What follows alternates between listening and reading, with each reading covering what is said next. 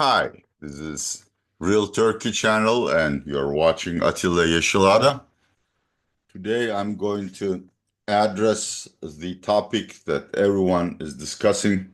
That is, everyone who has anything to do with Turkey, which is are Mr. Erdogan's days numbered. First of all, the context. Of course, since the arrest of CHP Istanbul Mayor Ekrem İmamoğlu and his sacking from his post, who also happened to be CHP's presidential candidate. The streets erupted in protest. Some of these rallies have gathered reportedly 500,000, maybe 1 million people. And there is huge pressure by the opposition on Mr. Erdogan to call early elections. Yet, how realistic is this? Is there any way to force Mr. Erdogan to call early elections? Two, what are the other actors doing? Here, of course, the maneuvers by the main opposition party, CHP, which, for instance, declared today the National Boycott Day, which means that if we don't have to, we shouldn't purchase anything today. More clever campaigns will be rolled out. Then there is the pro-Kurdish rights DEM party, which is willing to engage in negotiations for a new constitution with Erdogan's AKP and nationalist MHP, which would presumably end PKK terror, as well as grant Kurds what they want, which is equal citizenship. How do you express that, or how do you reinforce it, enforce it? I really don't know. Three, obviously, the behavior of nationalist MHP, which has been a loyal ally of I am recording of MHP, which is a loyal ally of Mr. Erdogan. In the past, MHP leader Bahçeli has smelled the coffee in politics before everyone else, and his sudden U-turns as far as his political alliance and his strategic decisions determined the course of Turkish politics. For instance, Mr. Bahçeli may suddenly abandon his alliance with Mr. Erdogan and move to the camp of those who want early elections. And finally, the conclusion, as you know, I'm more frequently wrong than I'm right, but hey, that's the prediction business. Nothing ever works out the same that you planned. Okay, the context here. Ekrem İmamoğlu has been rapidly rising in popularity, doing much better than horse races vis-a-vis Mr. Erdogan since February, when rumors first surfaced that for one pretext or other, he will be deposed from the post of Istanbul mayor.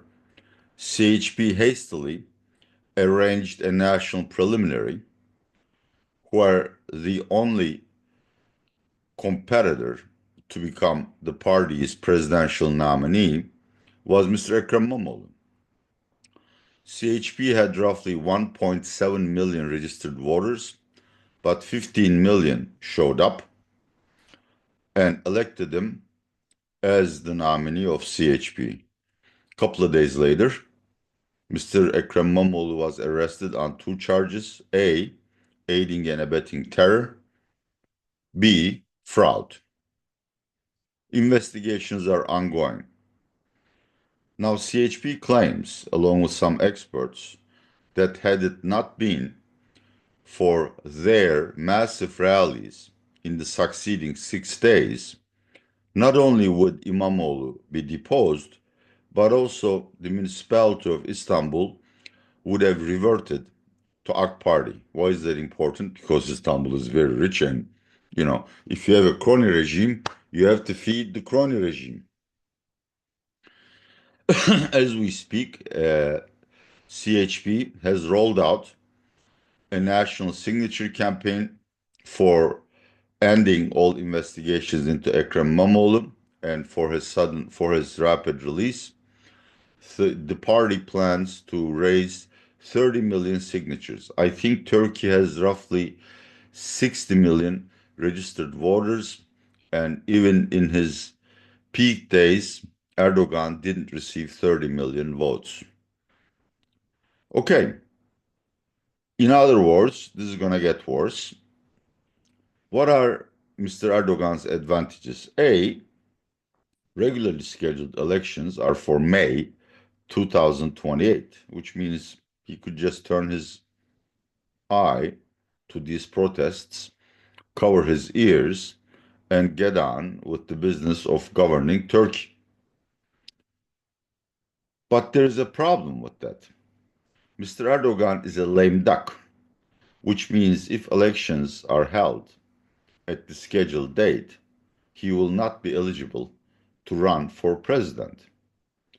This started the whole debate and the current political tensions in Turkey. Anyhow, Mr. Erdogan wants to have his cake and eat it. That is, to find a way to become eligible again. And since both methods of doing so would involve some kind of elections, to pick the timing of the election.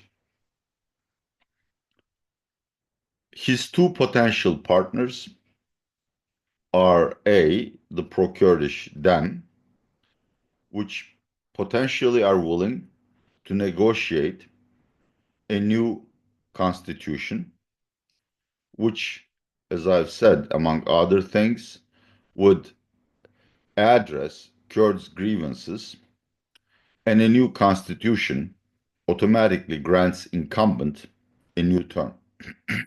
Two, early elections, for which AKP and MHP need to find 360 votes in Turkey's Parliament Grand Assembly, but they are roughly 35 short. More importantly, CHP has a hard, firm deadline of only voting for early elections latest by November 2025, which obviously, given the fragile situation in the economy and high cost of living crises, is not acceptable to Mr. Erdogan. Again, it's almost impossible to figure out what a potential election might do to his career. Will he lose? Will he win? I have no idea. But usually, when the economy is in doldrums, the incumbent doesn't want to call early elections. So he has to find a way to make himself electable and a time at which the Turkish economy will presumably have performed better to improve his chances of being reelected. There is a third option, which I believe he will prefer, which is to transfer or draft 35 or so independent and loosely affiliated Congress people in the parliament, give them lavish posts or safe seats in the election right after this one, and then wait until end 2027, by which time early elections will be held and a proviso of the constitution will be abided by, i.e., he will be eligible. Of course, CHP knows that, and they are rolling out one campaign after another to increase the pressure on Mr. Erdogan. Regular, large-scale rallies across the nation will be a key component of this pressure campaign. Two, as I've said, the election campaign, the signature campaign. Three, national boycott. CHP has shortlisted a list of companies and media institutions which it alleges has been in cahoots with Erdogan, i.e., their owners are actually Erdogan's cronies. So, by boycotting their services and products, actually, Erdogan will not be able to feed his cronies, who in turn will not bankroll his election campaign whenever the next election is. Mr. Özel, who has assumed the position of chairmanship, has turned out to be a much better organizer and certainly much more inventive than anyone had given him credit, though new campaigns are also possible. I don't know what he will invent, but I am fairly sure CHP will fight on to increase the pressure on Erdogan. Now, going back to Kurds, the constitutional process will probably not lead to a successful conclusion.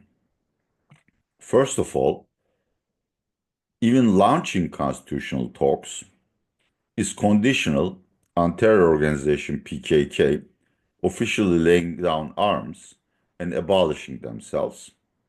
And that's not enough.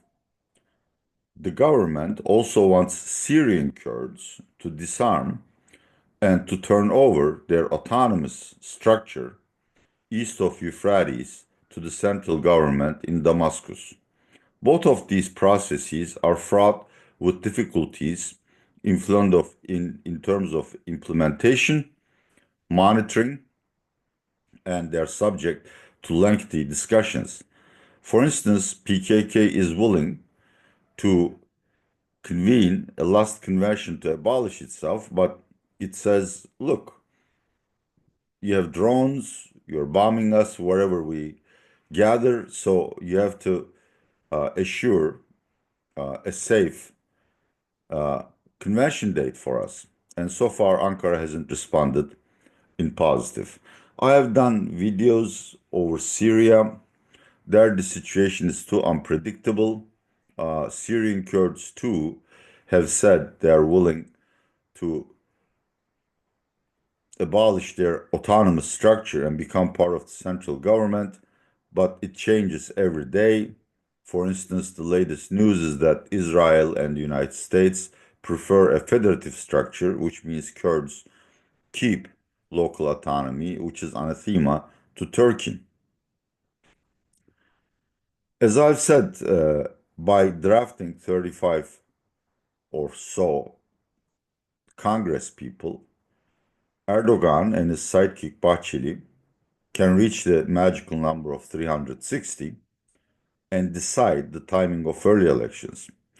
The problem with that is that once a congressman or woman changes his party affiliation, he is subject to what we call the highest bidder risk, moral hazard.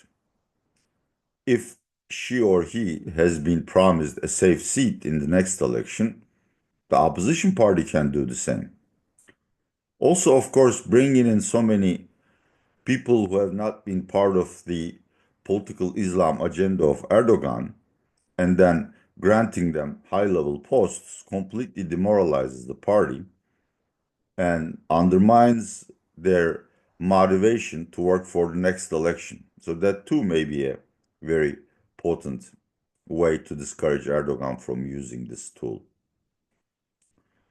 As I've said, early elections by November 2025 is not acceptable to Erdogan, and after what has been done to CHP Mayor Ekrem İmamoğlu and other CHP mayors, its chairman, Mr. Özel, is in no mood to negotiate on a later date.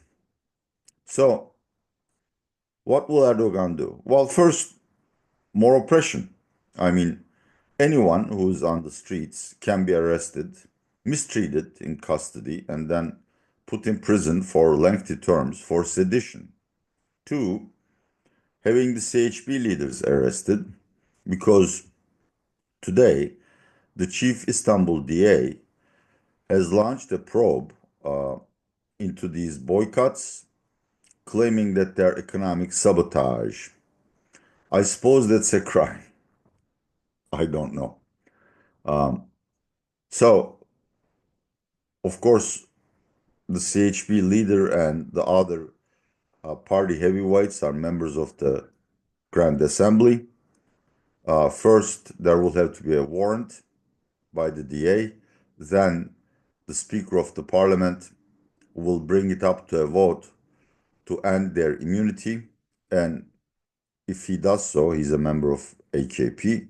These people may be arrested and thus banned from politics. All of these, also CHP will convene an extraordinary Grand Convention this Sunday on 6th to renew all the elections where Mr. Özel will probably be the only candidate.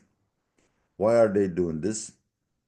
Because there is another probe to investigate the claim that in the previous convention, when Özel dethroned long-term serving leader of Kemal Kılıçdaroğlu, delegates were bribed.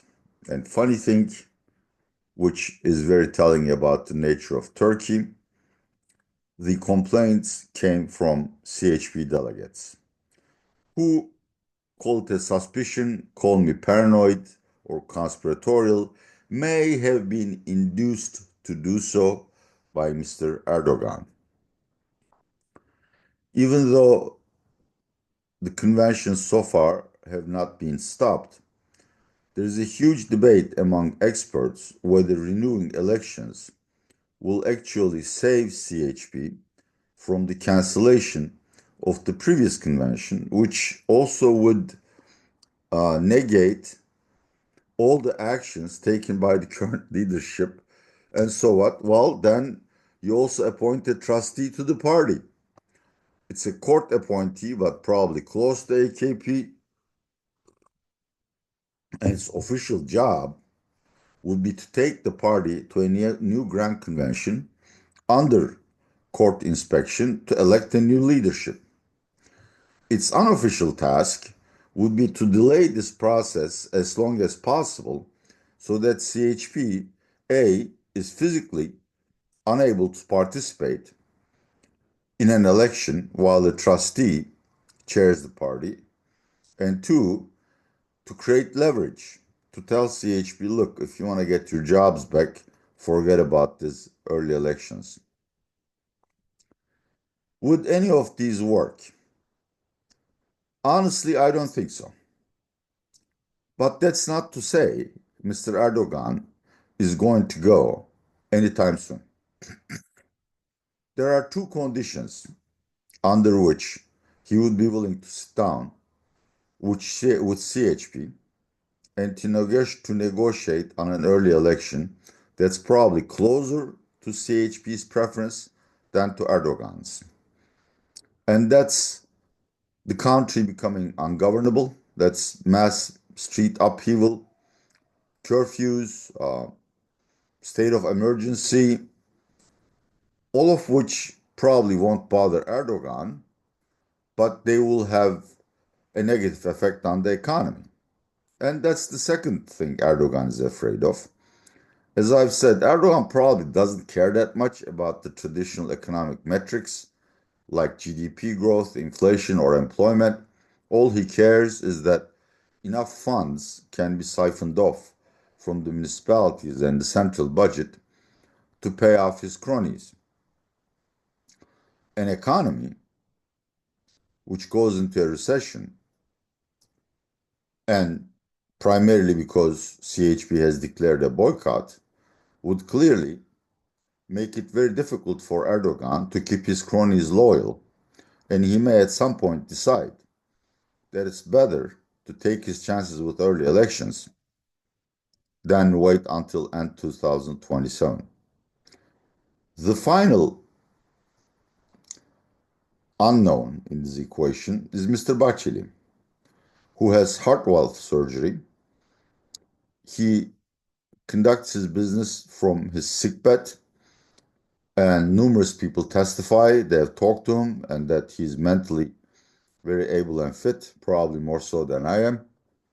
But he hasn't been seen in public for almost 2 months now. And since his party is crucial to all of the processes I have described, as well as Bahçeli being, in his unofficial capacity, a mentor or senior advisor to Erdogan, if for one reason or other, he has to retire from politics, the entire equation will change. The new leader may end the party's connection to AKP and move to the early election camp. Why he or she would do so? Simple. According to the February March polls, MHP's national vote has declined to 8%. The two other nationalist parties, EYP and Zafer Party, or Victory Party, garner 10 or 11% of the national vote.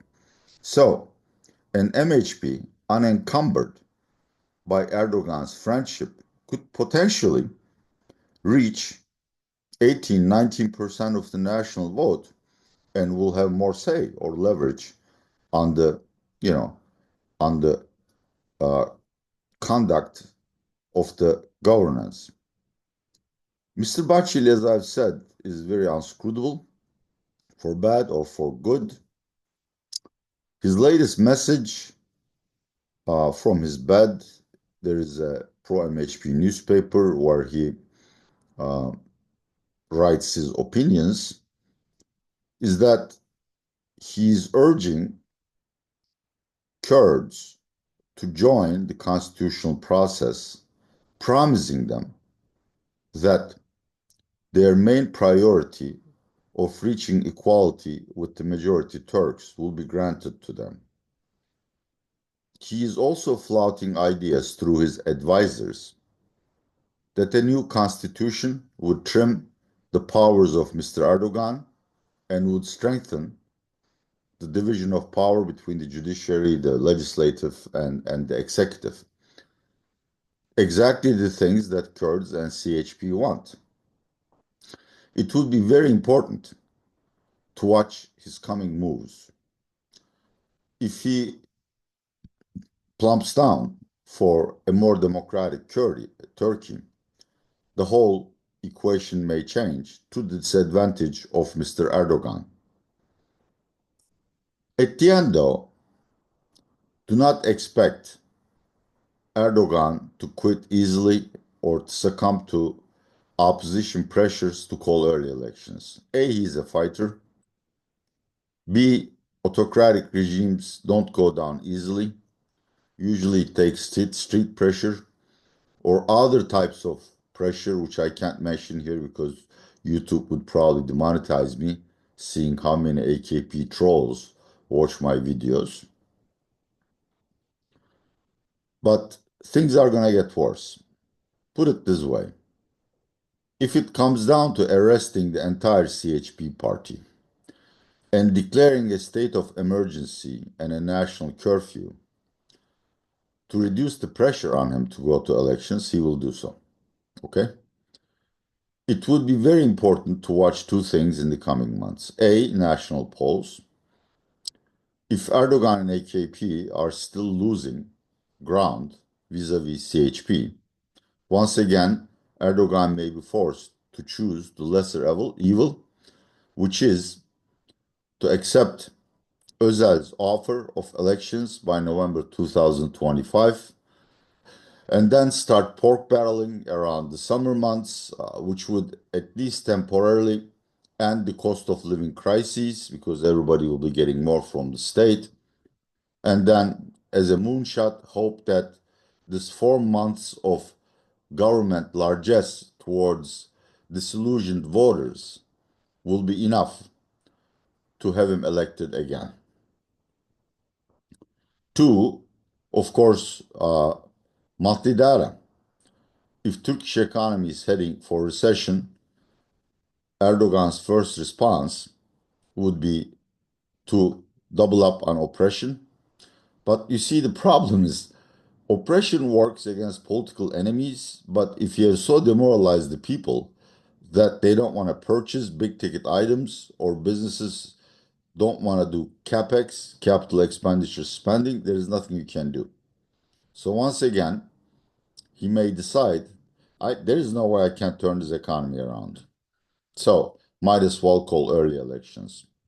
I think we will know only by summer months when spring data becomes available whether Erdogan will change tack and go for early elections, or Turkey will essentially be a despotic regime until end 2027, which is the time when Erdogan wants elections.